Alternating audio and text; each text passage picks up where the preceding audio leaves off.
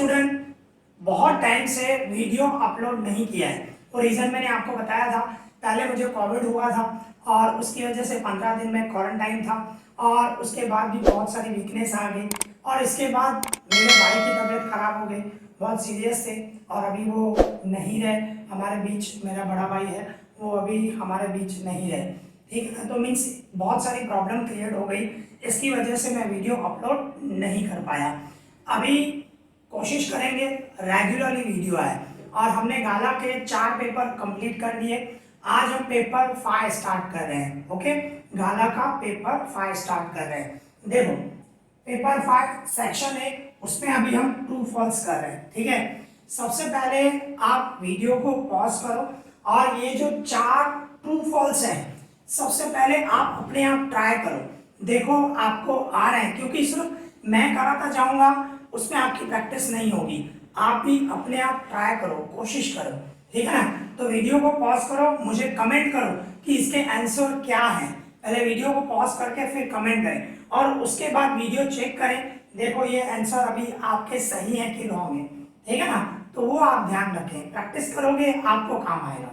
देखो अभी हम पढ़ रहे हैं ट्रू फॉल्स, उसका फर्स्ट नंबर देखो क्या बता रहा है। If the value of 2 zeros of a cubic polynomial, हमें क्यूबिक पॉलिनोमियल है उसके 2 जीरो बता रहा है, 2 zeros बराबर है। The value of 2 zeros of a cubic polynomial in x is 0 each, मतलब 2 क्यूबिक पॉलिनोमियल के टोटल जीरो कितने होते हैं, 3 होते हैं, बराबर ना। उसमें से 2 जीरो जो है जीरो ही है, ऐसे बोल रहा है, जीरो वैल्यू है, बराबर ना। जीरोस की या सॉल्यूशन बोलो, 2 सॉल्यूशन जीरो है, ठीक है। फिर आगे क्या बता रहे हैं, then polynomial will have no term with x as well as the constant term. Means इसमें क्या बता रहा है, अगर जो ऐसी क्यूबिक पॉलिनोमियल जिसके 2 जीरो जो है वो जीरो हो तो वो क्यूबिक पॉलिनोमियल में x का टर्म नहीं होगा, बोला ना भाई, नो टर्म विथ x का टर्म नहीं होगा और कांस्टेंट टर्म भी नहीं होगा, ऐसे आपको बोल रहा है। तो देखो अभी हम कंपेयर मींस कर रहे हैं किस तरह होगा। देखो क्यूबिक पॉलिनोमियल के टोटल 3 जीरो होते हैं भाई, हमें 2 जीरो मिले हुए हैं, एक x इक्वल्स टू 0 मिला हुआ है, दूसरा x इक्वल्स टू 0 मिला हुआ है। क्लियर बता रहा है, 2 जीरो जो है 2 वो जीरो है, ठीक है ना। Means x equals to 0, x equals to 0 और क्यूबिक पॉलिनोमियल के टोटल 3 जीरो होते हैं, 3 सॉल्यूशन होते हैं, 2 सॉल्यूशन आपको ये मिले हुए हैं जीरो। अभी तीसरा कौन सा है, नहीं मिला हुआ है। आप सपोज करो कोई भी ले सकते हो, मैं सपोज करो a ले लेता हूं, ठीक है ना, x इक्वल्स टू a। फिर क्या करते हैं, जीरो का इस साइड लेके आऊं, कोई मतलब ही नहीं है, मींस ऐसे लिख रहा हूं x equals to 0, x equals to 0, a को इस साइड लेके आ रहा हूं, तो क्या होगा x minus a equals to 0, बराबर ना। क्यूबिक पॉलिनोमियल में बना रहा हूं अभी। देखो अभी क्या होगा, मींस इक्वल्स टू के इस साइड ये जो है एक x है, दूसरा x है और तीसरा ये है, इन तीनों का मल्टीप्लाई करेंगे, ये x और ये x माइनस है, तीनों का मल्टीप्लाई करेंगे इक्वल्स टू में 0। अभी हम इसको सॉल्व करें, x मल्टीप्लाई x क्या होगा, x स्क्वायर, और ये सेम रख रहा हूं x minus a equals to 0। अभी मैं इसको इनटू करूं, x स्क्वायर को x से मल्टीप्लाई करूंगा तो x क्यूब, x स्क्वायर को a से मल्टीप्लाई करूंगा ax स्क्वायर इक्वल्स टू 0, बराबर। देखो ये क्यूबिक पॉलिनोमियल आ गई, x की 3 पावर है, क्यूबिक पॉलिनोमियल आ गई। अभी क्यूबिक पॉलिनोमियल का स्टैंडर्ड फॉर्म कौन सा होता है, हमारा स्टैंडर्ड फॉर्म ये होता है px equals to ax cube plus bx square plus cx plus d, ये हमारी क्यूबिक पॉलिनोमियल का स्टैंडर्ड फॉर्म। अभी हम कंपेयर करें, देखो x क्यूब का टर्म है, आप चेक कर सकते हो, क्यूब का टर्म है, दूसरा एक्स स्क्वायर का टर्म है ना, यहाँ पे भी एक्स स्क्वायर, यहाँ पे भी मतलब एक्स स्क्वायर का भी टर्म है। अभी cx, अभी x का टर्म ऊपर है, आप चेक करो, x क्यूब का टर्म है, एक्स स्क्वायर का टर्म है, x का टर्म नहीं है, वही बता रहा था, will have no term with x का टर्म नहीं होगा, जैसे कि इसमें cx है उसमें x का टर्म नहीं है, और दूसरा डी कांस्टेंट टर्म वो भी नहीं है, मतलब कोई भी नंबर नहीं है +2 या +1, कांस्टेंट टर्म भी नहीं है, मतलब x का भी टर्म नहीं है और कांस्टेंट टर्म भी नहीं है। वही बोल रहा था, will have no term with x as well as constant term, दोनों ही नहीं है। तो कहने का मतलब ये हमारा ट्रू हुआ, बराबर ना। दो जीरो जो है जीरो है और एक जीरो कौन सा हुआ हमें नहीं मिला हुआ, तो इसको सॉल्व करके मैंने क्यूबिक पॉलिनोमियल फाइंड की, तो उसमें आप चेक करो x का टर्म भी नहीं है और कांस्टेंट टर्म भी नहीं है जो क्वेश्चन में बोल रहा था। तो कहने का मतलब ये जो फर्स्ट नंबर हुआ वो क्या हुआ, ट्रू हुआ। यहाँ पे लिख देता हूं, ये हमारा फर्स्ट टर्म ट्रू हुआ, ठीक है, क्लियर। यहाँ पे ये फर्स्ट नंबर कंप्लीट हुआ। अभी हम सेकंड नंबर ट्राई करें, तो सबसे पहले मैं इसको रफ कर लूं, ठीक है ना, क्योंकि सेकंड नंबर अभी हम करेंगे। देखो अभी सेकंड नंबर हम समझे, देखो क्या बता रहा है, if the discriminant of the equation, ये हमें इक्वेशन दी हुई है x² - 5x + k = 0, ये इक्वेशन दी हुई है, उसका डिस्क्रिमिनेंट बता रहा है इस 49, डिस्क्रिमिनेंट हमें 49 मिला हुआ है। फिर क्या बोल रहा है, k = 6, भाई k की वैल्यू 6 होगी, चेक करते हैं हम, ठीक है। तो देखो हमें क्या मिला हुआ है, x² - 5x + k = 0, ये हमें इक्वेशन दी हुई है। और हमारी रिक्वायर्ड इक्वेशन कौन सी होती है, ax² + bx + c = 0। इससे कंपेयर करें, a b और c की वैल्यू फाइंड करें। x² के साथ यहाँ पे a है, तो a = क्या हुआ 1, b = क्या हुआ -5 एंड c = क्या हुआ k, ऐसे होगा, ठीक है। a b c की वैल्यू मिल गई। अभी हम डिस्क्रिमिनेंट की फॉर्मूला लगाएं, हमारी डिस्क्रिमिनेंट d = b² - 4ac, ठीक है, इस तरह होगा। तो d की जगह पे मैं क्या रखूं 49, डिस्क्रिमिनेंट हमें दिया गया 49, ओके, तो d की जगह मैंने 49 रखा, इक्वल्स टू मैं b की जगह पे क्या रखूंगा -5 उसकी स्क्वायर, ये -4 a की जगह पे रखूंगा 1, c की जगह पे k, ठीक है, सिंपल है। d की जगह 49 रखा, b की जगह पे b = -5 है, तो b की जगह -5, ये माइनस से 4 से a की जगह पे 1 रखा, c की जगह पे k रखा, सिंपल। अभी इसको सॉल्व करेंगे, आप देखो ये 49 -5 की स्क्वायर 25, स्क्वायर हमेशा प्लस में आती है, ठीक है, माइनस का मल्टीप्लाई -5 और 25 एंड माइनस प्लस होता है। और यहाँ पे माइनस से 4 बन जा 4, 4 के, फिर क्या करूँगा, देखो ये इक्वल टू -4 के है, इक्वल टू के इस साइड लेके घुमा दो, +4 के हो जाएगा, ये 25 से 49 प्लस में उस साइड लेके जाऊंगा तो -49। देखो सिंपल है, क्या किया मैंने, 4 के माइनस में इस साइड लेके तो प्लस में, ये 25 से 49 प्लस में उस साइड लेके गया तो -49।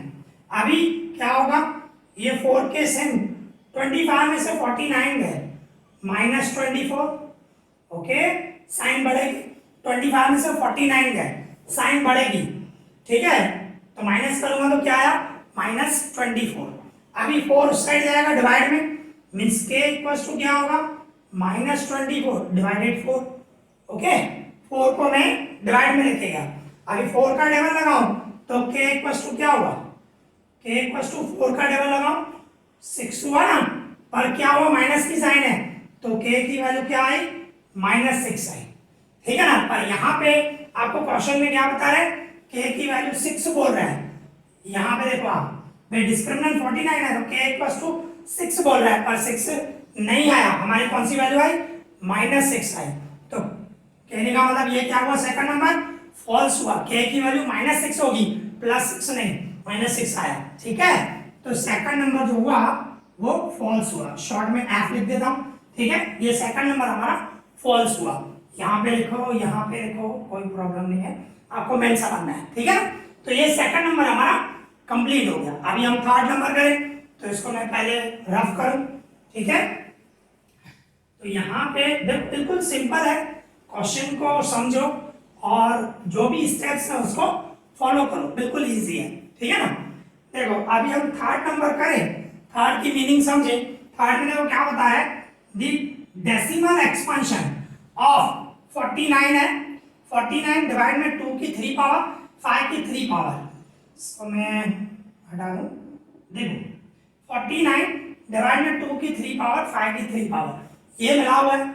उसका डेसिमल एक्सपेंशन में contain 6 digit after the decimal point, मतलब पॉइंट के बाद डेसिमल जो पॉइंट आएगी उसके बाद 6 नंबर होंगे, 6 डिजिट होंगे, ऐसे बोल रहा है, बराबर ना।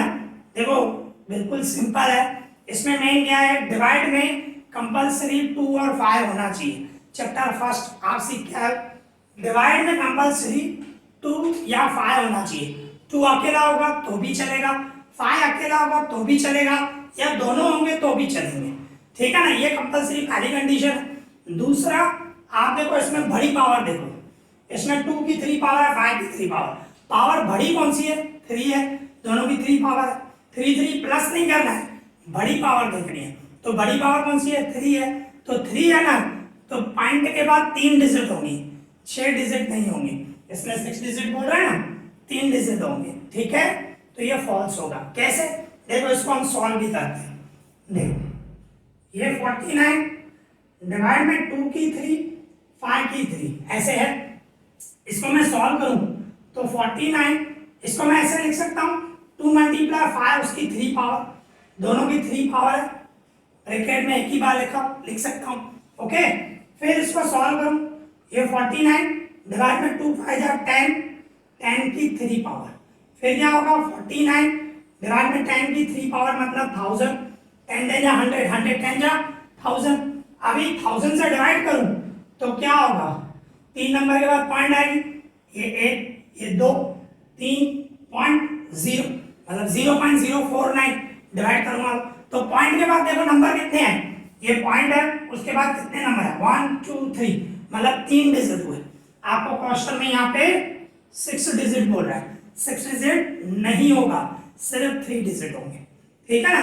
मेन आपको ये ध्यान रखना है, कोई भी और 2 या 5 इसकी पावर देखो, और सबसे जो बड़ी पावर हो ना उतने डिजिट आएंगे, ये ध्यान रखना है। सपोज करो ऐसे होता क्वेश्चन, सपोज करो भाई 49 डिवाइड में 2 की 4 एंड 5 की 3, तो इसमें बड़ी पावर किसकी है, 2 की 4 है, मतलब इसको सॉल्व करोगे ना तो पॉइंट के बाद 4 डिजिट आएंगे, ठीक है। इस तरह आप मीन शॉर्टकट में ऐसे समझ सकते हो, और सॉल्व करोगे तो ऐसे कर सकते हो, ठीक है। तो ये क्या हुआ हमारा थर्ड नंबर हमारा फॉल्स हुआ, ओके, ठीक है, थर्ड नंबर हमारा फॉल्स हुआ। अभी हम कौन सा करेंगे, फोर्थ नंबर, ओके। बिल्कुल सिंपल है, आप खाली स्टेप को फॉलो करना है। अभी ये हमारा थर्ड नंबर कंप्लीट हो गया। अभी फोर्थ में देखिए सॉरी फोर्थ में देखो क्या होता है, द ग्राफ ऑफ इक्वेशन, ये हमें दो इक्वेशन दी हुई है, 7x plus 10y equals to 16 and 3x plus 30/7y 48/7 are coincident line, मतलब ये चैप्टर आप 3 करके आए हो, बराबर ना, थर्ड चैप्टर करके आए हो, उसमें क्या था, कॉन्सिडेंट लाइन कौन सी होती है, जिसमें इसकी वैल्यू a1/a2 की वैल्यू, इसी तरह b1/b2 की वैल्यू, c1/c2 की वैल्यू, तीनों की वैल्यू सेम हो तो कॉन्सिडेंट लाइन होती है, बराबर ना, एक ही लाइन बनती है बिल्कुल, मतलब उसके सॉल्यूशन बहुत सारे होते हैं, मैनी इनफाइनाइट, बराबर ना, ये ध्यान होना चाहिए। तो कॉन्सिडेंट लाइन कौन सी होगी, जिसमें a1/a2 की वैल्यू, b1/b2 की वैल्यू, c1/c2 की वैल्यू सेम होगी, ठीक है ना। तो अभी चेक करें पहले, तो हमारी फर्स्ट इक्वेशन कौन सी है, ये हमारी फर्स्ट इक्वेशन है 7x plus 10y equals to 16, ये हमारी फर्स्ट इक्वेशन, ठीक है। सेकंड नंबर में क्या दिया हुआ है हमें, ऐसे दिया हुआ है 3x plus 30y/7 equals to 48/7। जो फर्स्ट इक्वेशन है, जस्ट अ मिनट में इसको रफ कर रहा हूं, ठीक है। जो हमारी फर्स्ट इक्वेशन है उसमें क्या करना है, 16 को इक्वल टू के साइड लेके आना, ठीक है ना। तो ऐसे होगा 7x plus 10/16 को इधर लेके आओ -16 इक्वल टू 0, ये हुई हमारी फर्स्ट नंबर इक्वेशन, 16 को इधर लेके आना है, ठीक है। इसके बाद सेकंड इक्वेशन जो है, सेकंड इक्वेशन है हमारी 3x plus 30y upon 7 equals to 48 upon 7। ठीक है, ये हमारी सेकंड इक्वेशन पर इसको सॉल्व करना पड़ेगा। इसके डिवाइड में 3x के डिवाइड में कुछ भी नहीं है तो 1 लो। अभी सबके डिवाइड में मुझे क्या लेके आना है, 7 लेके आना है। ठीक है, 7 लेके आना है तो मैं इसको 7 से इंटू करूं, 7 3 जा 21x एंड डिवाइड में 7 बन जा 7 प्लस ये सेम रख रहा हूं 30y डिवाइडेड 7 इक्वल्स टू मैं 48 अपॉन 7। अभी क्या होगा, 7 आ गया ना सबके डिवाइड में, तो क्या होगा, इस तरह हम कर सकते हैं, ये 21x प्लस 30y डिवाइड में एक ही बार लिखूंगा ना क्योंकि बीच में प्लस है, एलसीएम हो गया, तो 7 एक ही बार रखा और ऊपर 21x प्लस 30y और इक्वल्स टू में ये 7 48 अपॉन 7 सेम रहेगा। अब ये 7 डिवाइड में है, उधर जाएगा मल्टीप्लाई में, 7 7 कट हो जाएगा, बराबर है ना, तो 7 अभी मैं हटा दूं, मीन्स इस तरह हो जाएगा 21x प्लस 30y 48 को इस तरह लेके आ रहा हूं माइनस 48, तो इसकी ये हुई हमारी सेकंड नंबर इक्वेशन। ठीक है ना, इस तरह करना पड़ेगा। अभी हम तीनों वैल्यू फाइंड करें, a1 upon a2, b1 upon b2, c1 upon c2। अगर जो तीनों का आंसर सेम आया तो कॉन्सिडेंट लाइन होगी, बराबर ना, तो चेक करते हैं हम। सबसे पहले a1 अपॉन a2, तो ये जो होता है ना, ये फर्स्ट नंबर इक्वेशन हमारी, ये a1 ये b1 ये c1। ठीक है, इसी तरह जो सेकंड नंबर इक्वेशन है ये a2 b2 और c2 इस तरह होता है। तो सबसे पहले a1 देखें, a1 हमारा 7 है और a2 हमारा 21 है, इसको डबल लग रहा है, डबल लगा दो, 7 1 जा 7 3 जा, तो a1 अपॉन a2 का आंसर क्या आया, 1 अपॉन 3। अभी b1 अपॉन b2 करें इसी तरह, ठीक है, b1 अपॉन b2, तो ये b1 हमारा, सॉरी फर्स्ट इक्वेशन में देखना, ये 10 एंड b2 ये सेकंड इक्वेशन में 30, 0 0 कट हो जाएगा, रिमेनिंग क्या बचा 1 अपॉन 3, तो b1 अपॉन b2 का भी आंसर क्या आया 1 अपॉन 3। इसी तरह c1 अपॉन c2 फाइंड करूं मैं, ठीक है, यहां पे फाइंड कर देता हूं c1 अपॉन c2, तो c1 हमारा क्या है -16 ये रहा, और सेकंड इक्वेशन में ये हमारी -48। ओके, फिर क्या होगा, माइनस माइनस कट जाएगा, 16 का डबल लगाऊं, 16 1 जा 16 3 जा, बराबर। अब यहाँ देखो a1 अपॉन a2 का आंसर 1 अपॉन 3 आया, b1 अपॉन b2 का आंसर 1 अपॉन 3 आया, c1 अपॉन c2 का आंसर 1 अपॉन 3 आया, तीनों का आंसर सेम आया, बराबर ना। मींस कहने का मतलब हमारी ये जो कंडीशन है a1 upon a2 equals to b1 upon b2 equals to c1 upon c2, ये तीनों इक्वल हो गए तो कॉन्सिडेंट लाइन होगी, बराबर ना। तो यहाँ पे बोल ही रहा था आर कॉन्सिडेंट लाइंस, तो ये क्या हुआ हमारा ट्रू हुआ, ठीक है ना। तो ये हमारा क्या आंसर आया, ट्रू। ओके, तो इस तरह हमारा फर्स्ट ट्रू आया, सेकंड फॉल्स आया, थर्ड फॉल्स आया एंड फोर्थ ट्रू आया। ओके, तो यहाँ पे हमारे ट्रू फॉल्स कंप्लीट हो गए, ठीक है। अभी इसी तरह हम फिल इन द ब्लैंक्स करेंगे। जैसे मैंने आपको बोला, वीडियो को पॉज करो, पहले आप अपने आप ट्राई करो, मुझे कमेंट करो, उसके बाद आप वीडियो देखो कि उसमें देखो, क्योंकि देखो प्रैक्टिस करना जरूरी है, इसकी वजह से मैं बोल रहा हूँ, ठीक है ना। तो अभी हम फिल इन द ब्लैंक्स कर रहे हैं। Total fill in the blanks जो है वो 6 हैं और मैंने यहाँ पे 3 लिखे हैं, ठीक है ना। अच्छे से आपको समझ में, अच्छे से आपको दिखाई दे, इसके लिए मैंने 3 ही लिखे हैं। ये 3 पहले फिल इन द ब्लैंक्स करेंगे, उसके बाद 3 और करेंगे, ठीक है ना।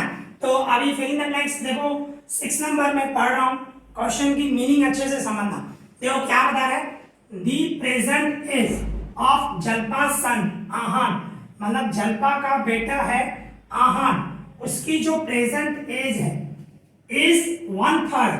भाई उसकी एज जो बता रहा है 1/3 है, किसकी, दी प्रेजेंट एज ऑफ जल्पा, मतलब जल्पा का जो बेटा है आहान, उसकी जो प्रेजेंट एज है, जल्पा की एज का 1/3 है। 1/3 का मतलब 3 से डिवाइड, मतलब समझो जल्पा की एज सपोज करो 60 है, तो आहान की एज क्या होगी, इसको 3 से डिवाइड करूंगा तो 20 होगी, ऐसे, ठीक है ना। 1/3 बोल रहा है, ठीक है। तो जलपा का जो बेटा है आहान, उसकी जो एज है जलपा की एज का 1/3 है। ओके, फिर देखो आगे बढ़ रहे हैं। If Jalpa's present age is x year, अभी जलपा की एज हमें दी हुई है x ईयर। अभी देखो जलपा की जो एज है प्रेजेंट एज, हाँ, वो x ईयर्स है। तो आहान की एज क्या होगी? आहान की एज होगी x/3, जैसे बताया 1/3 मतलब 3 से डिवाइड करना है। ठीक है, जलपा की एज हमें x ईयर दिए हुए, तो आहान की जो एज होगी वो x/3 होगी। ठीक है, फिर आगे क्या बता रहा है? दी एज ऑफ आहान, आहान की जो एज होगी आफ्टर 12 ईयर्स, 12 साल के बाद विल बी डैश। अभी देखो 12 साल के बाद बोल रहा है। अभी आप खुद सोचो, मैं सपोज करो मेरी एज, मैं सपोज कर रहा हूँ मेरी एज सपोज करो 40 ईयर्स है, तो 5 साल के बाद कितनी होगी? उसमें 5 ऐड कर दूंगा, 45 है। तो कभी भी आफ्टर बताए ना भाई, 12 साल के बाद, 5 साल के बाद वो ऐड होता है। तो हमें आफ्टर 12 ईयर बोल रहा है, आहान की ये प्रेजेंट एज है x/3, तो 12 साल के बाद क्या होगी? इसमें सिर्फ 12 ऐड कर दो। ठीक है ना? तो आफ्टर 12 ईयर्स, 12 साल के बाद आहान की अभी की एज जो है वो x/3 है, 12 साल के बाद उसमें 12 ऐड कर दो बस। तो फिल इन द ब्लैंक्स में आप देख सकते हो ये ऑप्शन दिए गए हैं, ये देखो है x/3 + 12, तो हमारे फिल इन द ब्लैंक्स में यही आएगा x/3 + 12। सिंपल, आपको मीनिंग समझनी है। ठीक है ना? तो यहाँ पे ये 6 नंबर कंप्लीट हो गया। अभी 7 नंबर देखें, HCF 70 125 = डैश, मतलब 70 और 125 का HCF क्या होगा? सिंपल है बिल्कुल, इसको मैं पहले रफ कर देता हूँ। ठीक है, तो देखो 70 और 125 का HCF निकालना है, तो मैं 70 के फैक्टर निकालूं। देखो 70 को 2 का डबल लगाऊं 35, 5 का डबल लगाऊं 7 जा, 7 का डबल लगाऊं 1 जा, तो 2 × 5 × 7, 2 5 7, ये 70 के फैक्टर हुए।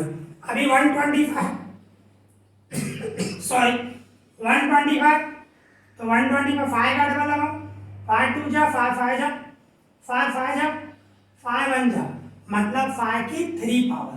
तो हमें HCF निकालना है इन दोनों का। HCF मतलब दोनों में कॉमन, दोनों में सेम। तो देखो इसके फैक्टर ये है 2 5 7 और 5 की 3, तो कॉमन क्या है? दोनों में 5 है, पर मैंने आपको क्या बोला है? HCF में कम पावर देते हैं और LCM में बड़ी पावर। तो यहाँ पे 5 की 1 पावर है, यहाँ पे 5 की 3 पावर है, तो दोनों में से बड़ा कौन सा, मतलब छोटा कौन सा हुआ? सॉरी, तो 5 की 1 पावर मतलब 5 की 1 पावर, कोई भी पावर नहीं है 1 समझते, तो 5 की 1 पावर मतलब 5 हुआ। ठीक है, तो HCF क्या आया? 5। बिल्कुल सिंपल है, तो इसमें आप देख सकते हो 5 ऑप्शन में है, ये आएगा आंसर। ठीक है, तो ये 7 नंबर कंप्लीट हो गया। अभी इसी तरह ही 8 नंबर, अभी 8 में क्या बता रहा है? The parameter of the triangle, triangle की पैरामीटर क्या होगी? विथ वर्टाइसिस, ये हमें वर्टाइसिस दिए गए हैं 0 0 6 0 0 8 इस डैश, मतलब हमें एक ट्रायंगल बनेगा, उस ट्रायंगल की पैरामीटर क्या होगी वो हमें बताना है। तो देखो इसमें अलग अलग ग्राफ निकाल दें तो बेटर है। यहाँ तो डिस्टेंस की फॉर्मूला लगा के आप AB BC और AC फाइंड कर सकते हो, मतलब डिस्टेंस की जो फॉर्मूला है वो लगा के। ठीक है ना? तो मैं ग्राफ निकाल रहा हूँ, ग्राफ में थोड़ा इजी हो जाएगा। ठीक है, तो देखो अगर जो मैं ग्राफ निकालूं इस तरह होगा, आप देख सकते हो ये 0 1 2 3 4 5 6, यहाँ पे 1 2 3 4 5 6 7 8। ओके, ये निकाला मैंने ग्राफ। अभी पहली पॉइंट क्या है? 0 0, ऑरिजिन यहाँ पे आएगा, ये हमारी फर्स्ट पॉइंट 0 0। फिर ये 6 0, x का 6 y का 0 यहाँ पे आएगा। इसके बाद है 0 है सॉरी, x का 0 y का 8 यहाँ पे, तो देखो ये ट्रायंगल बन रहा है, यहां से लेकर ये इस तरह मैं मिला दूं, तो इसको मैं अगर जो नाम दे दूं, इसको ए, ये बी और ये सी, ठीक है, ए बी सी। अभी आप देखो ए बी की जो मेजरमेंट हुई वो क्या हुई, 8 यूनिट है ना, 1 2 3 4 5 8, तो ए बी आपका 8 हुआ। इसी तरह बी सी क्या हुआ, 6 यूनिट 6 तक है। पर ए सी क्या होगा, ए सी हमें फाइंड करना है। तो दो मेथड से आप फाइंड कर सकते हो, एक तो राइट एंगल ट्रायंगल बन रहा है, पाइथागोरस की फार्मूला लगाओ, उससे आपको एसी की मेजरमेंट मिल जाएगी। या तो एसी के में डिस्टेंस की फार्मूला लगा दो तो भी चलेगा, डिस्टेंस की फार्मूला लगाओगे, ये ए हमारा क्या है 0 8 है, ठीक है, और सी क्या है हमारा 6 0 है, इस तरह है। तो मैं अगर जो एसी फाइंड करना हो मुझे, तो उसकी formula x1 minus x2 whole square plus y1 minus y2 whole square, उसका रूट, ये वाली फार्मूला लगाओगे तो भी चलेगा। पाइथागोरस की फार्मूला लगाओगे, एसी जो है वो हाइपोटेन्यूज है, वो भी आप कर सकते हो, इट्स योर चॉइस, ठीक है।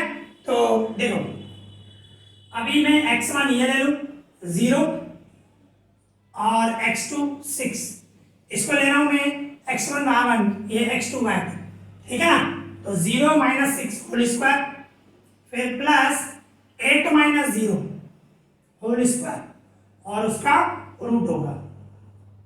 तो देखो 0 में 6 का 6 की स्क्वायर 36, 8 में से 0 गए 8 की स्क्वायर 64, दोनों का प्लस करूं 100 का रूट क्या होगा 10, बराबर। तो AC की जो मेजरमेंट आई वो 10 आई, तो तीनों साइड की मेजरमेंट आप देखो मिल गई। AB जो है वो 8 है, BC जो है वो 6 है, और AC हमारा 10 है। और हमें क्या फाइंड करना है, पैरामीटर। पैरामीटर मतलब तीनों साइड का टोटल, ट्रायंगल में 3 साइड होती है, तीनों साइड का मैं टोटल कर दूंगा, पैरामीटर हो जाएगी। स्क्वायर हो या क्वाड्रिलेटर हो, उसमें 4 साइड होती है, चारों का टोटल कर, तो जितनी भी साइड हो सबका प्लस करो पैरामीटर। तो हमें पैरामीटर ऑफ ट्रायंगल, तो तीनों साइड मिल गई, इन तीनों का प्लस कर दो भाई। AB की मेजरमेंट 8 आई है, BC की मेजरमेंट 6 आई है, एंड AC की मेजरमेंट 10 आई है, ठीक है। तो इन तीनों का प्लस करना है, 8 और 6 14, 14 और 10 24, तो आपकी जो पैरामीटर हुई वो क्या हुई 24 हुई, ठीक है। तो फिल इन द ब्लैंक्स में 24 ऑप्शन में आप देख सकते हो, है देखो ये 24, ओके। तो इस तरह करना है। तो यहाँ पे हमारे तीनों fill in the blanks complete हो गए, अभी 3 और है, तो अभी हम वो करेंगे, ठीक है। अभी इसी तरह हमारे पास 3 और फिल इन द ब्लैंक्स है। इसके पहले वाला जो हमने फिल इन द ब्लैंक्स किया ना, वो 5 6 और 7 किए, मैंने भूल से 7 की जगह 8 नंबर लिख दिया, ठीक है, मिस्टेक हो गई। 8 नंबर अभी हम करेंगे, ओके। 8 9 और 10 ये 3 फिल इन द ब्लैंक्स हमें करने हैं। तो देखो अभी हम 8 नंबर की मीनिंग समझ रहे हैं। देखो क्या मिला हुआ है, if 1/3 is one of the solution of equation, ये हमें इक्वेशन दी हुई है, उसका एक सॉल्यूशन 1/3 है, then k equals to dash, तो k की वैल्यू क्या होगी हमें वो बताना है। बिल्कुल सिंपल है, हमें ये सॉल्यूशन मिला हुआ है, तो जहां जहां x है वहां पे मैं 1/3 पुट करूंगा और k की वैल्यू फाइंड करूंगा। सिंपल है, आप देख सकते हो। हमें इक्वेशन दी गई है 12x² plus kx plus 1 equals to 0, और इसका एक सॉल्यूशन हमें 1/3 मिला हुआ है। तो देखो ये 12 सेम x की जगह रखूंगा 1/3 उसकी स्क्वायर, ये k सेम x की जगह पे 1/3 प्लस 1 इक्वल्स टू 0, फिर क्या होगा, ये 12 1 की स्क्वायर 1 3 की स्क्वायर 9 प्लस ये k/3 हो गया, k को 1 से मल्टीप्लाई करूं, k डिवाइड में 3 प्लस 1 से इक्वल्स टू 0। इसमें देखो 3 का डबल लग रहा है, तो 3 का डबल लगा दो तो क्या लगेगा 4 हो जाएगा, एंड डिवाइड में 3 मींस क्या किया मैंने 3 का डबल लगाया, 3 3 जा, यहाँ पे 3 4 जा, तो 4 1 जा 4 एंड डिवाइड में 3 प्लस ये k/3 प्लस 1, इसके डिवाइड में कुछ भी नहीं तो मैं 1 लिख सकता हूँ, इक्वल्स टू 0। अभी क्या करना है 3 3 और 1 इसका एलसीएम क्या होगा, 3 होगा। तो मुझे नीचे यहाँ पे 3 लेके आना है, इसके डिवाइड में तो 3 है ही, पर यहाँ पे 3 लेके आना है, ठीक है ना। तो क्या करूंगा, ये 4/3 से k/3 से इन दोनों को मैं 3 से मल्टीप्लाई करूँ, 3 1 जा 3, 3 1 जा 3 इक्वल्स टू 0। ओके, तो देख सकते हो 3 जो है एलसीएम आ गया 3, तो मैं 3 एक ही बार रखूंगा और ऊपर क्या हो जाएगा 4 + k + 3, 3 जो है एक ही बार रखा और ऊपर जो है 4 + k + 3 जो है वो ही लिखा इक्वल्स टू 0। ये 3 जो है डिवाइड में उधर जाएगा मल्टीप्लाई में, और 0 को किसी से भी मल्टीप्लाई करो 0 होता है। तो कहने का मतलब क्या हो गया, ये k से और 4 और 3 टोटल करूँ 7 इक्वल्स टू 0। बराबर है, क्या किया मैंने, ये 3 डिवाइड में उधर लगेगा मल्टीप्लाई और 0 से मल्टीप्लाई करूंगा 0 होगा। रिमेनिंग क्या बचा, k बचा, 4 और 3 का टोटल 7, ठीक है। तो k + 7 इक्वल्स टू 0, ये +7 है उससे जाएगा -7, तो k की वैल्यू क्या हो गई, -7 हो गई, ठीक है ना। +7 है उससे जाएगा -7, तो k की वैल्यू जो आई वो -7, और ऑप्शन में आप देख सकते हो, ठीक है। तो आंसर आया हमारा -7। ये 8 नंबर कंप्लीट हो गया। अभी 9th नंबर में देखो क्या बता रहा है, दी 20th term of the AP, हमें एपी दी गई है arithmetic progression 3 7 11 dash dash dash, ये अर्थमेटिक प्रोग्रेशन दी हुई है, उसका 20th टर्म क्या होगा वो हमें बताना है, 20th टर्म, ठीक है ना। तो देखो किस तरह होगा, इसको मैं पहले रफ करूं, ठीक है। तो बिल्कुल इजी है 20th टर्म फाइंड करना। देखो देखो किस तरह होगा, हमें क्या मिला हुआ है 3 7 11 सो ऑन। ओके, तो सबसे पहले ए हमारा फर्स्ट टर्म 3, फिर डिफरेंस इसमें से ये माइनस करो 7 - 3, 7 में से 3 गया 4, तो ए फर्स्ट टर्म आ गया, डी डिफरेंस आ गया 4। अभी हमें क्या फाइंड करना है 20th टर्म, ठीक है ना। उसकी फॉर्मूला हमारी an equals to a + n - 1 d, ये हमारी फॉर्मूला, बराबर ना, टर्म की फॉर्मूला। और 20th टर्म है तो n की जगह पे 20 रखूंगा, a की जगह पे 3, n की जगह पे 20 - 1, d की जगह पे 4। तो इसको सॉल्व करें, 3 20 में से 1 गए 19, ये 4 से ये 3 19 4 जा 76, दोनों का प्लस करूं 79, तो जो हमारा 20th टर्म आया वो 79 आया, ऑप्शन में आप देख सकते हो। ओके, तो हमारा 20th टर्म क्या आया 79। ओके, अभी इसी तरह हम लास्ट 10 नंबर कर रहे हैं। 10 में देखो क्या बता रहे हैं, in triangle ABC, triangle ABC है, एंगल बी इज 90, मतलब हमें राइट एंगल ट्रायंगल है जिसमें बी जो है राइट एंगल है, बी एंगल 90 दी हुई है, 90 मतलब राइट एंगल, तो राइट एंगल ट्रायंगल है।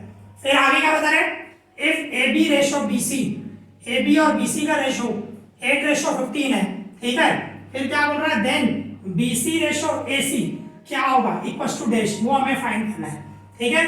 तो देखो बिल्कुल सिंपल है, कैसे करेंगे, देखो इसको मैं पहले रफ कर दूं, सॉरी। सबसे पहले हमें राइट एंगल ट्रायंगल बनाना है, राइट एंगल ट्रायंगल, ये राइट एंगल ट्रायंगल हमारा जिसमें बी जो है राइट एंगल है, हमें दिया गया बी राइट एंगल है, बी इक्वल्स टू 90 दिया हुआ है, तो ए सी क्या हो गया हाइपोटेन्यूज, और अभी हमें रेशो दिया गया है A B ratio B C 8:15, तो सपोज करो ए बी हम 8 ले रहे हैं जो दिया गया रेशो के हिसाब से, बी सी 15 है, ठीक है, इस तरह ले रहे हैं।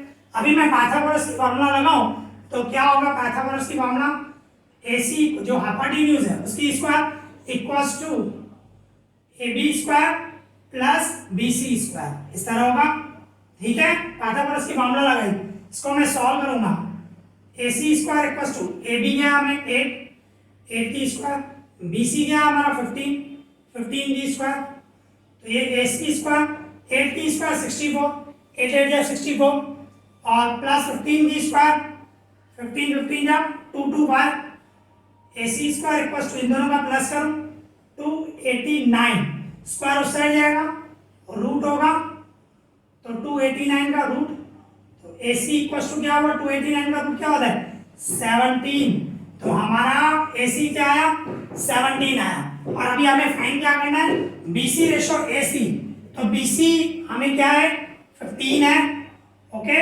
फिर रेशो AC क्या है हमारा 17, तो हमारा आंसर क्या होगा BC 15 जो दिया गया, AC हमने फाइंड किया 17, तो हमारा आंसर क्या होगा 15:17, ये आपको ऑप्शन में दिया गया है, ठीक है। इस तरह देख सकते हो। तो यहाँ पे हमारे fill in the blanks complete हो गए और आज हमने टोटल सेक्शन ए में 1 से लेकर 10 तक किए, ट्रू फॉल्स किए and fill in the blanks किए। आज हमने जो भी सम किए आई होप आपको अच्छे से समझ में आया होगा। अगर जो आपको कोई भी डाउट हो तो मुझे कमेंट करना, मैं पूरी कोशिश करूंगा जल्दी में जल्दी उसका रिप्लाई कर पाऊँ, ओके। तो इस वीडियो में इतना ही, thank you for watching this.